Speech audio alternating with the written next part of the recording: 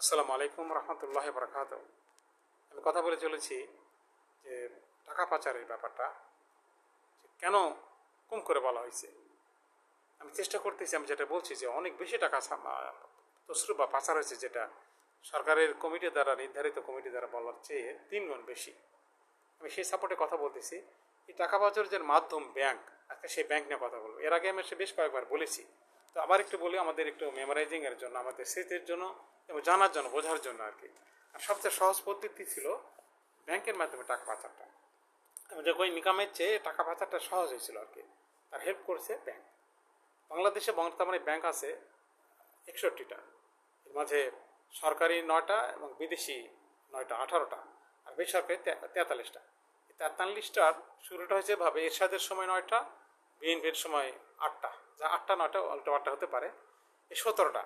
আর আওয়ামী লীগ যখন আপনার 96 সালে ক্ষমতায় আসে, তখন আর এই 5 বছর তারা আরও 13টা করে। 5 বছরে করে কিন্তু তারা উদ্দেশ্য ছিল অর্থনৈতিক প্রবৃদ্ধি করবে, কিন্তু তারা করতে তো পারেইনি, বরং যে বিএনপি যে রিজার্ভ রেখেছিল সেটা খেয়ে ফেলছে।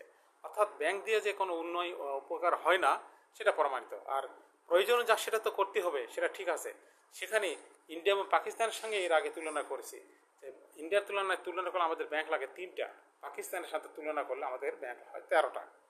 তবু বাংলাদেশের প্রেক্ষাপটে আমি ধরলাম যে সেটা আমাদের 20টা।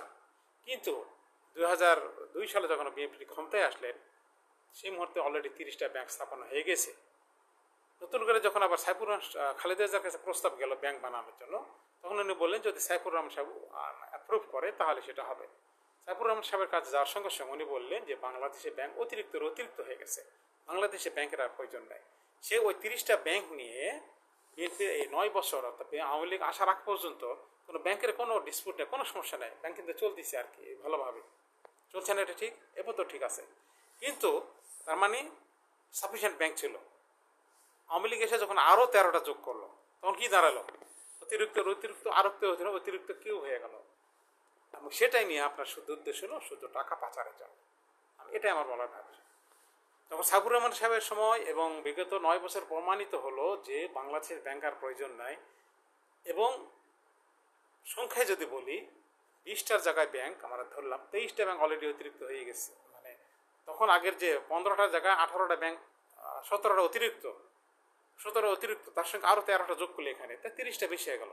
আর আমি বলার চেষ্টা করছি যে ভাই দেখেন, যে অতিরিক্ত যে ব্যাংক হচ্ছে তার অর্ধেক, তার 15-20টা ব্যাংক যখন বিপ্লবী সরকার আসলো আগস্ট মাসে, তখনই বন্ধ করে দেওয়া লাগছিল প্রথমেই। তো যেমন এটা সত্য, বাস্তব সত্য এটা, এবং খুবই হেল্পফুল প্র্যাকটিক্যালি। কিন্তু এই 10 মাস হয়ে গেল, এই বদমাইশিটা করতেছি কি, যে আবার টাকা ছাপায় সেই ব্যাংকগুলোকে বাঁচাইতেছে। যে ব্যাংক আপনার প্রথমেই বন্ধ করে দেওয়া উচিত ছিল 15-20টা। এর যে ঝক্কি বা ঝামেলা যেটা হতো, ঝক্কি ঝামেলা কি সরকারের কম হইতেছে? এটা তো প্রি প্ল্যান, এটা হবেইতে। অর্থাৎ তখনই যদি হতো, সবচেয়ে বেশি হাইলাইট হতো আওয়ামী লীগের অপকর্মটাই, অর্থনৈতিক যে সর্বনাশটা যেটা হয়েছে ব্যাংকের মাধ্যমে, সেটা প্রমাণ তো একবারে।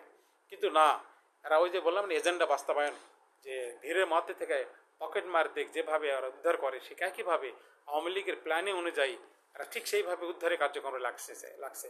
কারণ বাংলাদেশে ব্যাংকে এখনও আছে আওয়ামী লীগ সাপোর্টার, সমস্ত নিরঙ্কুশ সংখ্যাগরিষ্ঠ হয়েছে। কেন টাকা ছাপাইছে সেটা বলতেছি। আওয়ামী লীগের সব আছে সেখানে, এবং তাদের মাধ্যমে এটা হইতেছে। তো আমাদের বেরোতে হবে কে অর্ডার দিল টাকা ছাপানোর জন্য। এবং 55,000 কোটি টাকা ছাপাইছে, যেটা আপনারা জানেন যে কত বড় সর্বনাশ, কীভাবে মেনে নেবেন? কোন দেশে কোন রাজনীতিবিদ আছে বলেন তো? এই যে 55,000 কোটি টাকা জিডিপির কত পার্সেন্ট আপনারা জানেন? বাজেটের, এটা বাজেটের আপনার প্রায় 6-7%। এই চারটিখানি কথা নাকি? এটা কি মেনে নেওয়া যায়? দেখেন, আমি কিন্তু সংবাদ পাঠক, কিন্তু খবরের কাগজ পড়নেওয়ালা। এই যে কথা বলতে সামথিং গভীরতা নাই, এক্সপার্ট না, কিছু না। তবে দেখেন, বাজেটের 7-8% টাকা তারা ছাপিয়ে ফেলছে। এই যে মুদ্রাস্ফীতির বড় একটা অবদান রাখতেছে। কত বড় সর্বনাশ! হ্যাঁ, এটা কে অর্ডার দিল এবং কেন ছাপানো হলো? এক। আর ওটা কোনো কিন্তু জনজীবনে অর্থনীতিতে কোনো প্রবৃদ্ধি হয়েছে না, ব্যাংকের উপকার হয়েছে না গ্রাহকের উপকার হয়েছে, কারো উপকার হয়নি। শুধু বদমাইশ আর বসে আছে। বাংলাদেশ ব্যাংকে 90% কিন্তু আওয়ামী লোক, এদেরকে সরানোর চিন্তা করতেছে না। কয়েকটা জিনিস খারাপ ভীষণভাবে হতেছে। দেখেন, এই টাকা ছাপানো অর্ডার কে দিল সেটা, আর এই জামিন যে দিল, যেটা খালেদার যে জামিন হয় না, আর এখন কঠিন যেটা একটা রেফারেন্সে কিন্তু জামিন সম্ভব হয় না, সার্কামস্টান্সেস এভিডেন্সে কারোই জামিন হয় না, সেই জামিনটা দিয়ে দিল। হয়তো তোমরা দিল না, এখানে দিল হয়েছে, হ্যাঁ এখানে। আর আর একটা হলো যে ফজল কবির খানকে বসাইছে এখানে, এটা 100% 200% এটা ক্রাইম। এটা কিন্তু শুধু আওয়ামী লীগকে সেভ করার জন্য এই জিনিসগুলো করা হয়েছে। এগুলো আপনারা দেখবেন যারা রাজনীতি করেন। তাছাড়া আমি ওর সাথে যদিও ভালোভাবে কথা বলতেছি, আমি হয়তো আর ভালোভাবে কথা বলতে পারবো সামনে রিয়ালি, কারণ বাংলাদেশে যারা রাজনীতি নয় রাজনীতি করতেছে, যারা বলছে না বাজে কাজ থেকে বেজমা থেকে আসে, শহরের বাচ্চার অর্থনীতি, যারা শহরের বাচ্চাতে পরিচালিত হয়, আগের আগমুরবি বলে গেছে, সবই তো বললাম। এখনও সময় আছে। তাছাড়া কিন্তু যা ইচ্ছা তাই হয়ে যাবে, দেশকে আমরা রক্ষা করতে পারবেন না। কারণ কোনো অবস্থাতে প্রমাণ হয় না যে ইয়ে ছিল, দেশ ভালো চালাইতেছে। কারণ আওয়ামী লীগের সময় যে অবস্থা ছিল বহুত খারাপ হয়ে গেছে।